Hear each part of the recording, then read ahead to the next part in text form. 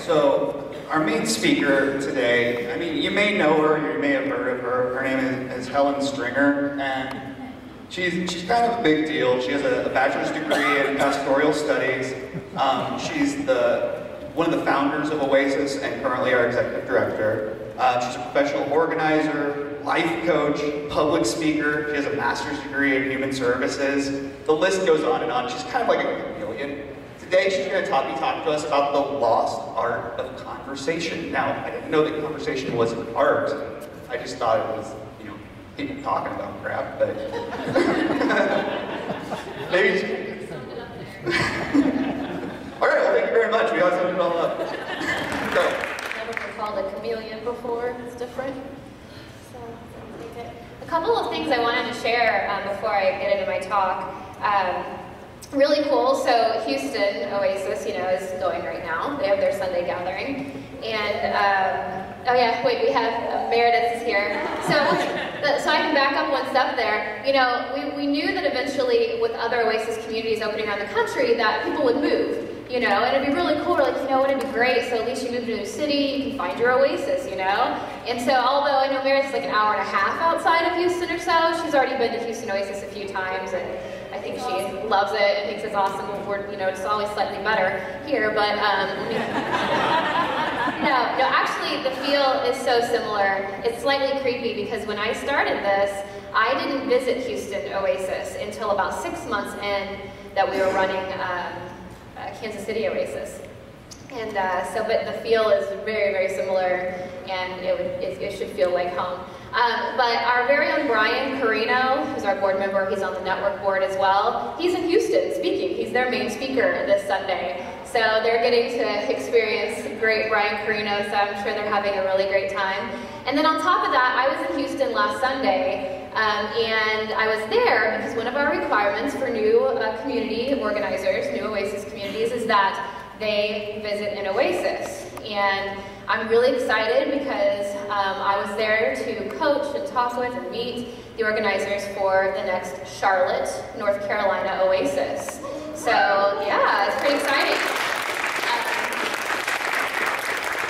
We hope that they'll launch probably in early 2016. Also, if you're new to Oasis, Boston Oasis, if you have friends out in Boston, launches October 18th. So we have a few other coming around the bend too, so it's kind of exciting to see this community movement take place here. So without further ado. So this picture is kind of blurry because film wasn't that great then, but one of my fond memories of childhood is we would have dinner around the table every evening. Now I can assure you it didn't look like Leave It to Beaver, but I kind of feel like as an adult now, by comparison of my life now with my family, my childhood would have looked a little bit more like that. But it was really great because we got to check in as a family. So I got to hear about my dad's work with the city. He was a city manager and wanted so passionately to see this city become really great. And then my mom was a school teacher, and so she'd talk about her students and her classroom experience and how she wanted to see her students succeed. And then my brother and I would share about our day. Now, it definitely wasn't always happy, fun times. We had plenty of drama around the dinner table, but it was cool because we always had a conversation going. We always had this opportunity to check in. So fast forward to my household, and it looks a little more like this. Now, granted, we don't eat this well, first and foremost. I think I've made a turkey once, and it probably wasn't very good. But it's a little different. We have some barriers to our conversation now. One of them is the TV. Now, we don't watch a ton of TV at our house, but that dinner time reading around 5:30 to 6:30, the news, this is our best chance to catch the news. So normally, we have this new tendency to have the TV on and catch the news in the background. And then I have this really bad habit of bringing this thing to the table with me. Some of you can probably kind of relate. For some reason, it's like I'm addicted. I'm up front with it right now. Because it's a visual aid, that's why it's up here with me right now. Wink, wink. And then my computer, because I feel like I have so much to do, sometimes trails with me to the table as well. So unfortunately, we sit there most times as a family. We're together, but we're not really together. Gosh, even at, I have this one too. I feel like we go out to eat. No, it's funny, I told my husband Larry that I was going to do this talk, and he looked at me, I said, oh, I'm going to talk about, conversation, and then kind of bring up, our addiction to these devices, and he looked at me, he's like, you're going to talk about that? He's like, you're like the worst offender. So do know when I share this with you, this comes from a place of introspection for myself and realizing, but then also seeing it around myself as well. So we went to Olive Garden recently, and I admit that publicly, and I'll also admit publicly that I kind of like Olive Garden lunches. I think their soup and salad stuff's pretty yummy, and I know it's the Midwest girl in me, and it's okay if you like Olive Garden too. So, they had this, I was there just with my 5-year-old Nash, and they had this thing on the table. I took a picture of it because I was just like, no freaking way. Now I have to compete with this, because when we eat out, I kind of think, all right, this is one time where I can stuff my phone in my purse or turn it off, and then maybe we can actually talk, with my family or whoever I'm with. But no, Olive Garden now has this nice little tablet on the table, which is nice to pay, but then they have this games and apps, and they'll let you play those games and apps for a small fee, of course. But then my kid is like dying to play it, he doesn't want to hang out with me, he wants to play, so I have to hide it like under the table. But once again, it's technology like invading when we should be, conversing with one another. And I'm sure occasionally this would be really nice. Like I can think a couple years ago where I would like to have distracted my children. But now they're old enough, it's kind of nice to have them engaged. My dinner table isn't the only place where conversation is dying. You can see it elsewhere too. A New York photographer, Baby Cakes Romero, created a project where he captured images of people who could have been in conversation, but instead they were on their phone or on their devices. And I'm sharing a few of those here with you. This circulated quite a bit on Huffington Post. And I know you guys can all relate to this. I mean, if you'll notice, as you're out and about, I see this all the time as well, where we're just looking down at our phones, our tablets, wherever we're at, when we could possibly be talking to one another. I think this one is really telling. You go to a wedding, let's just assume, I'm gonna make assumptions. This is a wedding, I'm not sure, but we'll say it is. And granted, I'm sure there are some people you don't want to talk to at a wedding, but, I personally, but I'm an extrovert, so I get it, would think it's a great opportunity to talk to people, to chit-chat. And instead, I did a couple weddings a few weeks ago, and you saw a lot of this kind of stuff, where you're staring at your phone instead. I mean, even their body language, they're turned towards each other, yet what's more important seems to be on the phone. So is conversation dead? Obviously, Josh wasn't sure, and I'm not really sure, honestly, either. Obviously, it's not completely dead. I kind of like to think it's on life support. The fact is that we're constantly distracted. Romero's images, I think, are a good illustration of this. And I know I can't be the only one who's observed this, just when you're out and about in your day-to-day life, that we have, this tendency, you ever get your neck kind of like in a cramp because or my hand starts to cramp from holding that stupid phone? It's ridiculous. It really is. So, what's the primary ingredient to a really great conversation? Total focus. Listening? Well, ironically enough, it's listening. So if we're distracted and not fully engaged or present with the people we're with, we're not really listening. I mean, I know this for sure when it comes to being with my kids. One of my favorite things as an adult is to go outside and watch Nash play. Now, it sounds bad that I say I watch him play. I should be playing with him, but I actually find it more entertaining to watch him play. When you watch kids, they're fully engrossed with what they're doing. Like, they're so fully present and happy and joyful. Like, they're, that whole mindfulness being where, being present. Like, they get that. They got that. And as adults, I kind of struggle with that, so I find it, really beautiful and almost inspiring to watch my son experience that.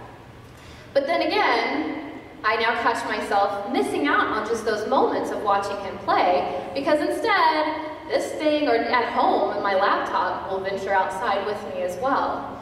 And I can only imagine how many amazing moments that I'm missing because of that. So, furthermore, what message does this send to our kids? What's more important? What's on my phone or my child, you know? And this is the stuff I ask myself, you know, try it as like a wake-up call. I'm really not okay with this image here, you know? Now as an adult, it kind of sounds fun, because it would be interesting to see how that would work out. So Susie, hashtag you're it, and they're all on their phones. So, and then I fear that this is what we're coming to. My son, they all have iPads, so we're Liberty School District, and we elected for him not to bring his home. He's just not responsible enough. But like he could have his own personal tablet given by the school district, which is probably great. I get it. It's good for them to use technology. But still, it makes me nervous that this is what we're going to go to. He'd rather play video games than go out and play, you know, and that's concerning to me. So you may be sitting there saying, oh, well, Helen, I have conversation with people online all the time. I connect and get to know people, and the internet is the place to do it. Here's some chuckles. Well, when you're talking to someone, whether it's in a group or individual, you take in certain cues, right? So let's take, for example, me right now. So pretend that we're not a huge group of people, and maybe we're talking. So you're taking in cues right now while you're watching me talk. One thing, eye contact. Now, I can't look at all of you in the eye right now, but eye contact is one of those things that is very significant to conversation. One of my son's first therapists had this weird habit of not looking me in the eye. Yeah, it was weird. I was like, how are you a therapist? But she would talk to me and then look down. I mean, this eye contact thing is a pretty big deal when it comes to conversation. Online, we don't get that. Think of all the body cues of my gestures. I'm an arm flailer. But also, you know, when you're talking to someone, you know, you read other types of body cues to crossing your arms, or looking not confident or aggressive. So stances as well, how people are dressed, although yes, I know it sucks that that's a reality, but let's get real, we all do take that in, and we take cues from that as well. Facial expressions. We take that cue in as well. I'm notorious for, I swear that the facial expressions on my face are like 10 million times stronger than what I'm really thinking in here. So, but facial expressions, I mean, we're reading all of those as well. And then tone of voice. So, you know, so whether someone's truly yelling.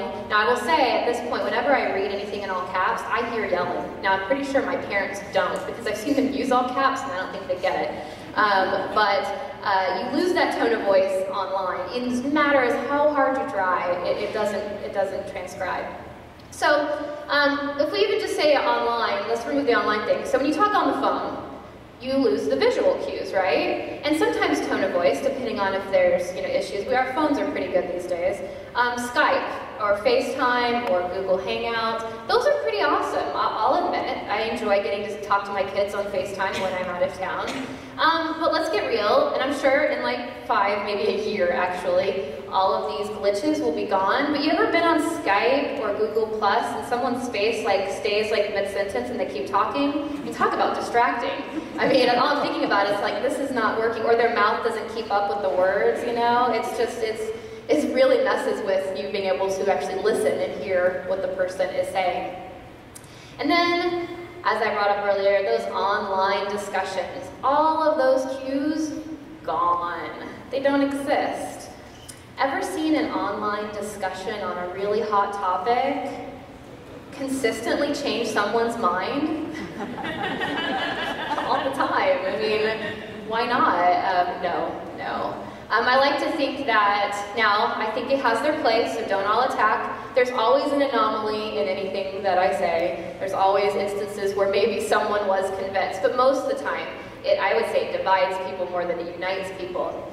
And I like to think that it kind of falls into that definition of insanity, doing the same thing over and over again and expecting different results, because I still see people still attempt to do it.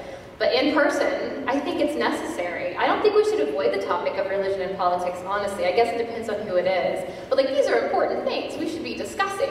But probably in person and in the right setting is better. Therefore, technology is not going to give you the same connection as actually being in conversation with a person. Those cues you pick up on all affect our brain chemistry as well. So we actually get more feel-good neurochemicals when you're present with someone in conversation than you do over the phone, Skype, especially online. You miss out on a lot of that.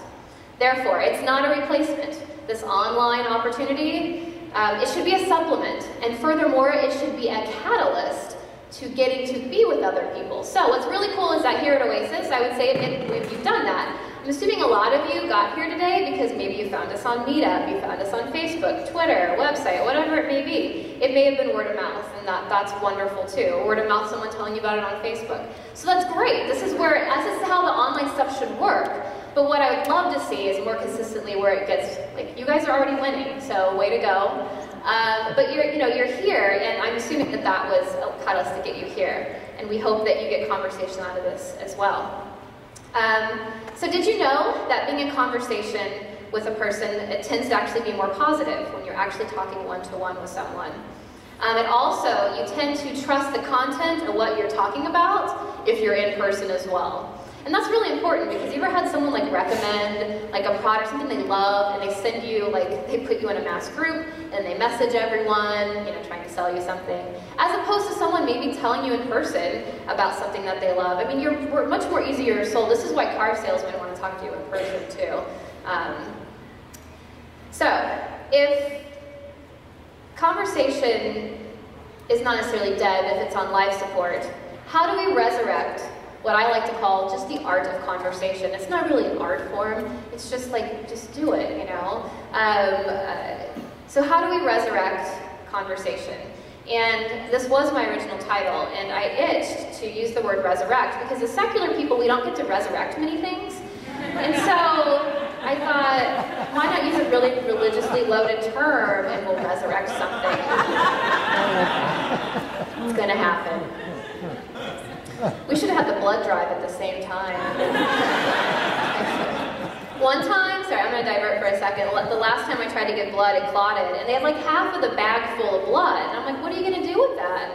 They're like, oh, we're just going to have to dispose of it. I'm like, that? You're just going to dispose of it because I didn't fill the full bag? I'm like, can I take it home? And I'm like, in my head, I'm like, what would I do with it? I'm like, oh, this could be kind of fun.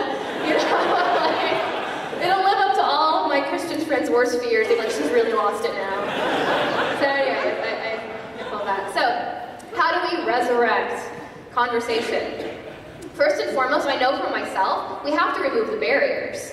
So be fully present. We have to do something about all these devices that have started to pull our attention away from the people we are actually with. There's this myth of multitasking that I think is really important that a lot of us understand.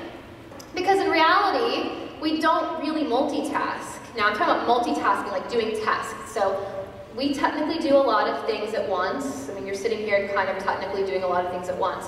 When it comes to doing multiple tasks at once, no one really does it. If you think you're good at multitasking, you're actually really good at transitioning from one task to another. And some of us are better at that than others. Therefore, if you're trying to listen to your kids talk, this is what happens at home, trying to listen to my kids talk, and then I'm trying to respond to an email, neither of those things get my full attention. And not to mention, if I'm really engrossed in a project, like if I'm trying to write something, then any distraction makes it really hard for me to stay focused. Did you know that if you lose focus, it can take up to an hour for you to regain it? Seriously. I do a lot of coaching with small business owners, and productivity and time management are one of the biggest struggles.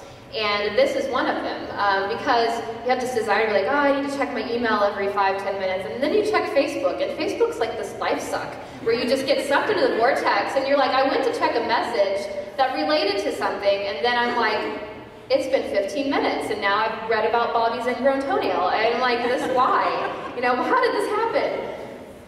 But we really don't multitask.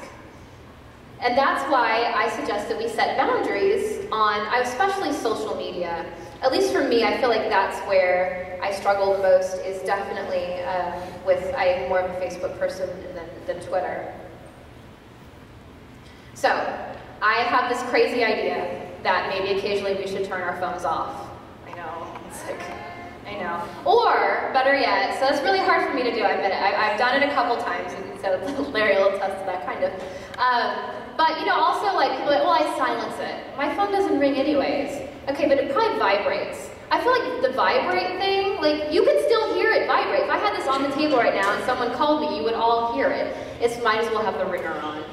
So, like, if you can't turn off your phone because it just brings you too much anxiety, which that's enough to be crazy that we have anxiety over turning it off. I used to live 10 years ago without these things, or they were in a bag at least, you know, like they were the huge bag phones. Don't be afraid to turn this thing off, or at least hide it to where you can't access it. Reduce those notifications in your settings. So you know how this thing likes to light up and tell you things going on? Well, you don't have to opt into all of that. So you go into your settings, or depending on your phone, if you need help, there's lots of tech people here. You can reduce those notifications so they don't grab your attention everywhere. So you're not out to lunch and then it's just lighting up. Because you know, as human beings, we just can't handle it. You're just like, but it's alerting me to something. I need to look at it, you know? You can reduce those notifications or get rid of them entirely. And I highly, highly recommend that you do that. I'm going to kind of skip ahead here. There's a lot of other tips to conversation that I could give. I don't have enough time. Secondly, like I said, great conversations, people listen. Now that we have this device, hopefully off or like far away, we can actually listen to the people we are with. Now, I don't know about you, but when I'm talking to people, sometimes I have this really nasty tendency to be thinking about what I'm going to say next, because I want to say the right thing. Especially when it's like people that I don't know really well, and I'm really scared, I have to like impress them. And so instead of me really listening to them, I'm thinking about what am I going to say? And then all of a sudden I realize I have no idea what they just said, and then the whole conversation is like awkward. I know I can't be the only one, but I have to constantly remind myself to really, really listen. Reflect back what you are hearing to the people that you're talking with.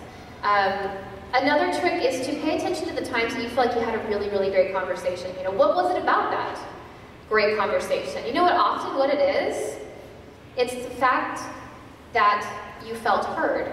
That other person sat and probably listened to you talk a whole lot more, which is fine, because I think it's a give and take, and it varies greatly. When there is literally an art of conversation, but it can vary greatly. But the fact that we all as human beings want to be known, want to be heard. Martin Seligman, he is one of the fathers of positive psychology, came up with this model called PERMA, this acronym. And basically it outlines what they've come to currently to see these elements of well-being. So first one, positive emotions. True to what it says, feel joy, happiness, sometimes these fleeting emotions, but they're all positive. Engagement, what they mean by that is flow. You've heard it probably used as when you're fully engaged and engrossed in an activity or a conversation or a moment. Like when I talked about my son playing, like their kids can be fully engaged really easily. Positive relationships. This is huge. You know, those relationships that add value to your life. Obviously, we can all think of relationships that are not positive. So we're talking specifically about the ones that you feel like add energy and add meaning to your life, hence meaning. And then also finding achievement and accomplishment in life is the other thing that adds to well-being. What's really interesting about this, so if you take the R, positive relationships, you can't have positive relationships without talking to people, right? You know, it's kind of at the core of getting to know someone is having conversation. And how can we do that if we're so used to dealing with these great little devices, these computers in our hands now? And all of these tend to feed into each other. So having positive relationships, which are founded on good conversation, finding meaning in life can be dependent upon having great conversation with other people. Some of my greatest ideas, not that I have great ideas, I should back that up. In my head, when I think I have great ideas, they sometimes evolve out of conversations with other people. Really important, feeling engaged in things, positive emotions that come from positive relationships. All these just interrelate a ton, and I think our ability to converse with one another, to connect with one another, is at the primary foundation of having, you know, good well-being, of being happy, not fleeting, but having a high level of well-being. So, I wanted to give a quick challenge. Let me back up really quick. Oasis-wise, our social events, we are trying really hard to make sure that, I've got all kinds of time. Let's just camp out together, guys. Okay, we're ahead of time, but I won't drag on, I promise. At Oasis, what we've kind of reassessed, you know, what kind of social events we're planning. And what I have found is that, Oasis, our sole goal is to build excellent secular community. And to do that, so whenever we're looking at what we're doing, well, does it help us build community? Does it help us build connection and relationships? And so our social events, for obvious reasons, are great opportunities to get to know other people. But we want to make sure that when you go to a social event, that you can actually talk to someone. So there's some social events that are going to be more conducive. If we all go to a museum together, now depending on, you could probably make it a conversation, but sometimes it's probably not. You can't exactly, carry on and get to know someone. Unlike if you go out to eat, or you go to a lunch, or even if you go for a hike. Hiking, I would think you could hold a really great conversation. They had that yesterday. But we're trying to create events that can help you strike up a conversation. So come here, and hopefully something during the week, there is an opportunity for you to just meet someone and chat. Our talks are not to tell you what to think or believe. I say this over and over again. As a culture, we are so used to thinking that you put someone on a platform and it's like, believe them. Now, I know, when you put someone on a platform, obviously you are putting them on a platform. I get it. So where's my platform? But I can't stress enough that my hope is that these talks are to get the dialogue going. It's a shared experience right now, so if you guys all go out to lunch, you guys can all talk together. You talk about the music. What'd you think? Did it move you? Did it bore you? Did it make you want to play the guitar? Did my talk make you think she's crazy? Do you want to go home and just play video games? Whatever it may be, that's fine. But we're hoping that your experience here, the community moment, just gets the dialogue going. It's really important. So, I'd like to leave you with a small challenge, and it's a little bit of a vague challenge because I couldn't quite figure out how to wrap it, but I'd like to encourage you to find your own tech Sabbath. So I'm using another religious word. It's very exciting. Sorry.